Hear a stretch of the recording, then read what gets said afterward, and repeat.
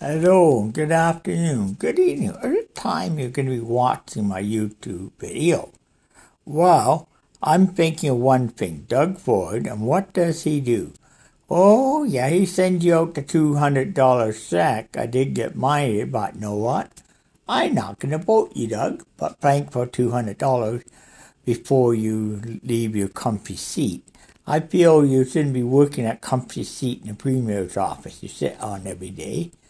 I notice you're getting fat around the gills. You gained a lot of weight and all that. Of course. Drinking wine and fancy $200 dinners every night. Of course. Oh, yeah, of course, Doug. That's what you're going to do. You drinking booze and you get drunk. And then, I wonder how you ever got into a poll. And you got rich buddies, you're going to say, oh, we'll build more houses out there. Rich buddies with more condominiums and more tents on the street.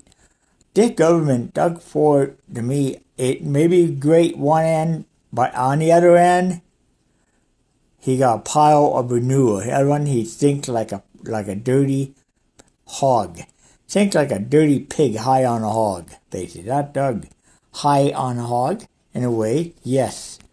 Well, I think like a barn robbed pig. And he bribing people to vote for him. What kind of premier will bribe people $200 vote? Well, what did that tell me? That there's some crime involved here, and definitely crime of some sort. I smell, Doug? Political corruption. And I believe that few people, Bobby Combi, know about it. Sarah Jana found out about it, and then they got Sarah Jana pictures so she can't speak about it, and vice versa. Now, what I think about Doug is this. Okay, where he handled pandemic, he kept extending a state of emergency, and he was relying on Pfizer to get millions of dollars worth of vaccines, which he did. $1 million core test set that half of them will probably be discarded because they expired a year ago, last year, half them did. Wasted money there. He wasting money in things that don't need to be spent. He taking the tolls off of the ETR. You know, that highway is a privately owned highway. It's owned by the country of Sydney, Australia. They own the ETR. They're the true owners of the highway, not the province of Ontario, Sydney, Australia. So that means the tolls have to be kept on the highway at all times. Doesn't matter. Therefore, they can't do. That's something that has to be blocked. Because he gets strong off the position right out of the government of Australia will step on his ass like left, right, and center. We're eating raw for dinner, I'll tell you that. Like, they'll come on, they'll pounce on him like a wild tiger and eat him raw, basically. Not good. Not a good move. I can say that, Doug. And what about all the condos? Empty. What do you think? Build more condos. Let's build more condos. Oh, we got more empty units. See? There you go.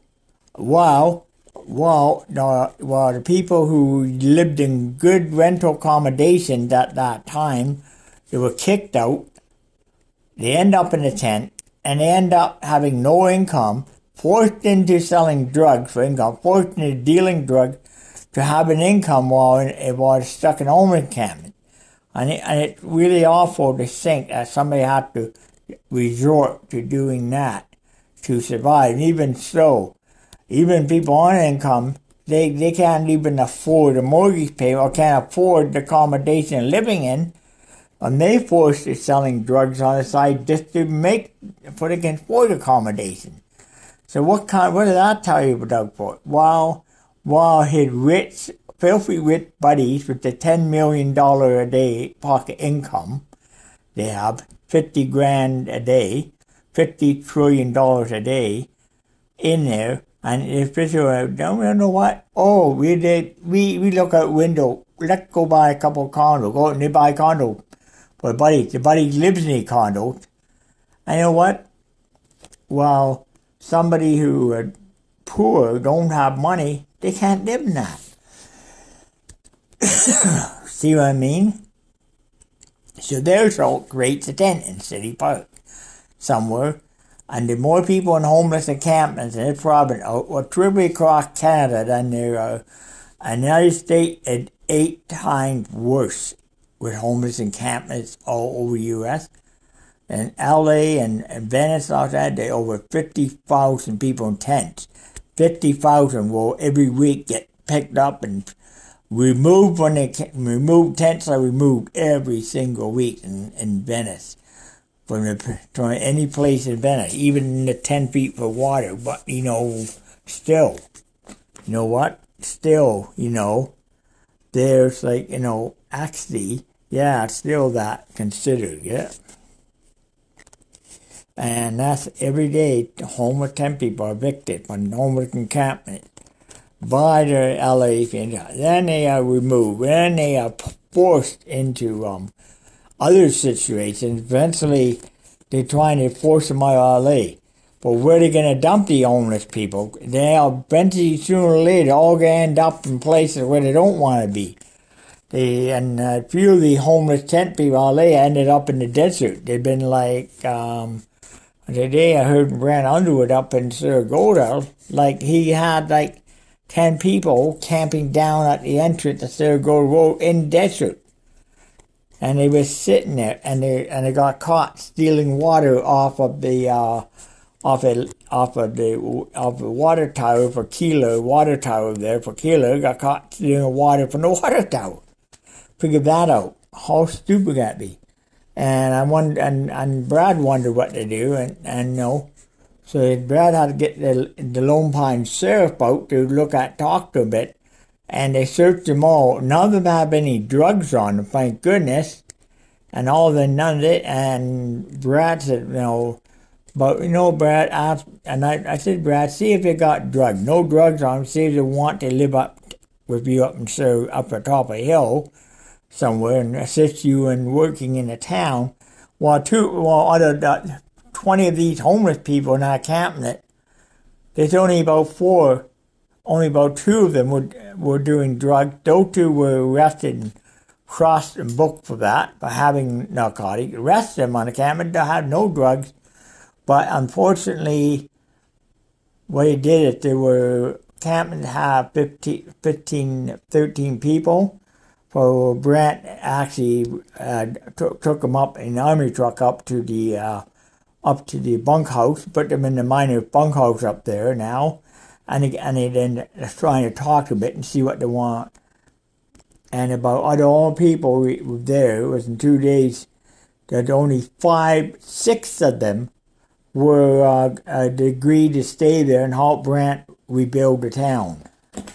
So that worked out good for everybody. That works out great because these people are unemployed, didn't have it. Now they're doing something, and guess what? On top of this, on top of that, Brant is sort of thin, and they can live there for the rest of their life if they want to.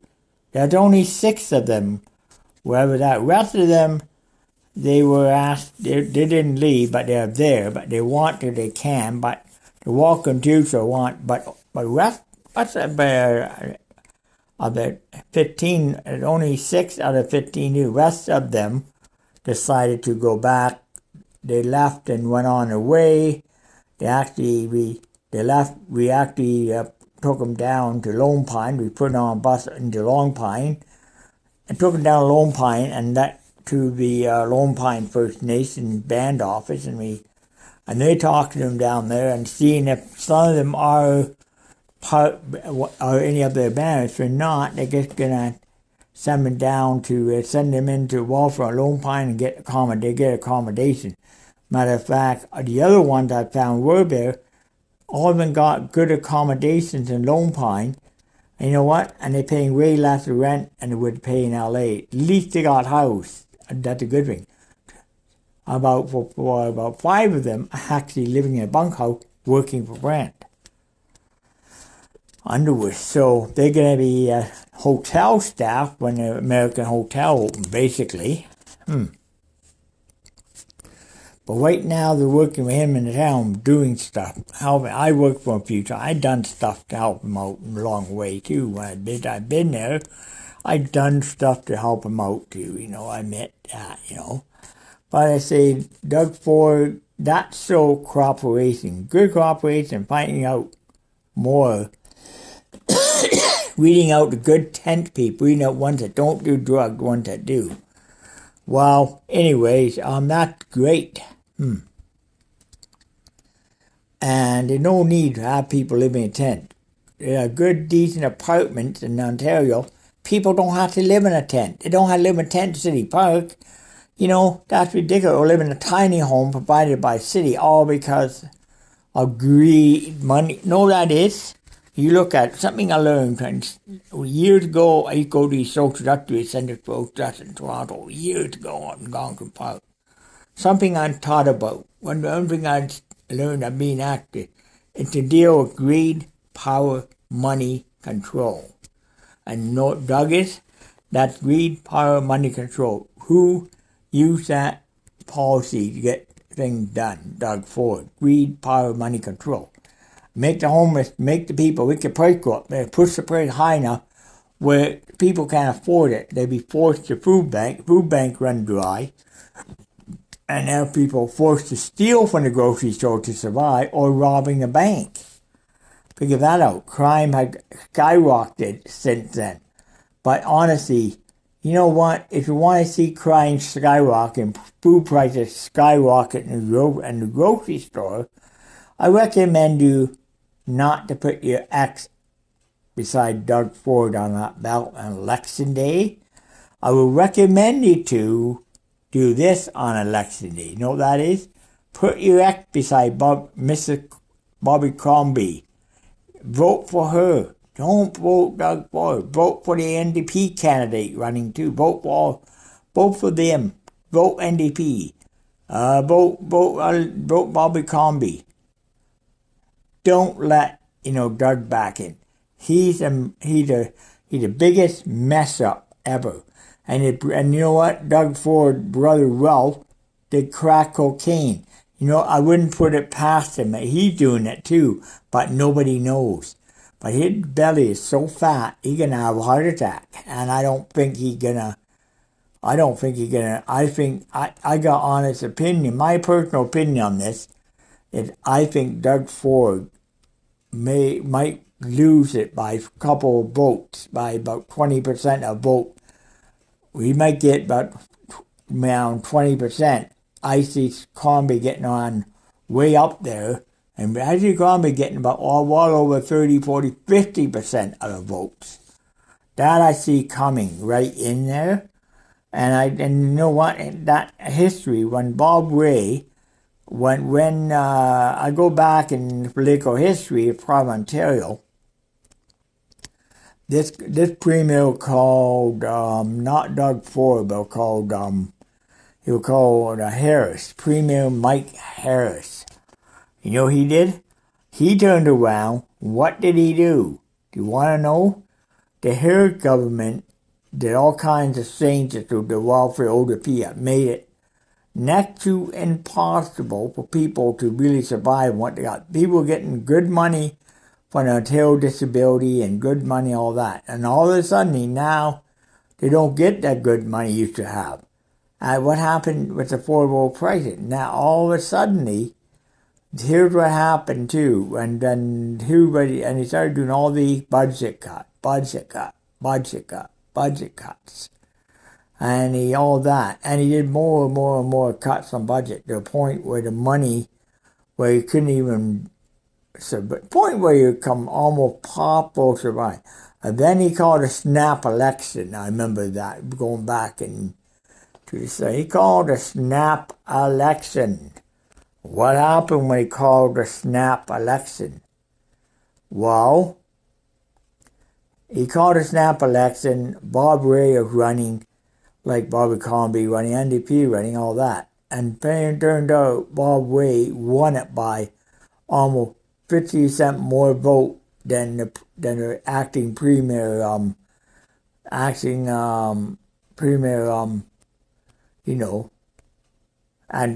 premier at the time. He put the premier, Harris, kicked him out of his comfy seat and got a comfy seat. And he ran the government for quite a few years, and then comes the next person who got the government was another male, then a Kathy Wynne. Kathy Wynne picked it up for a while. The Kathy Wynne ended up, losing to Doug Ford. Doug Ford got it, and Doug Ford ran for a while. But then Doug Ford Doug Ford did the same thing that Harris did back in the 70s. Same damn thing. And I don't think, and I see it. I don't know how young people see it, but I see this pattern in the house. I see a pattern going on. I can say, with what I've seen, what I heard, he paying off rich people. Then when the poor people want to vote, here $200 to put the X on my name. It's a check, but how I spend that money, it ain't going to be spent. You're not getting X on the ballot. Instead, I think Bobby Combi will get the big X on the ballot. Know who's going to get that yellow X, that X on the ballot? Take a guess. Don't know who's going to get it? It's not Doug Ford. It's going to be, I tell you, won't be Doug. No, get this X on the ballot here. Want to guess? Bobby Crombie get Doug Ford? No. Bobby Crombie? Yes. Doug Ford? No. Well, think about it. If you like, and you don't have more tents in City Park, vote Doug Ford. If you don't want tents, want to see less tents, no tents in City Park, vote Bobby Crombie.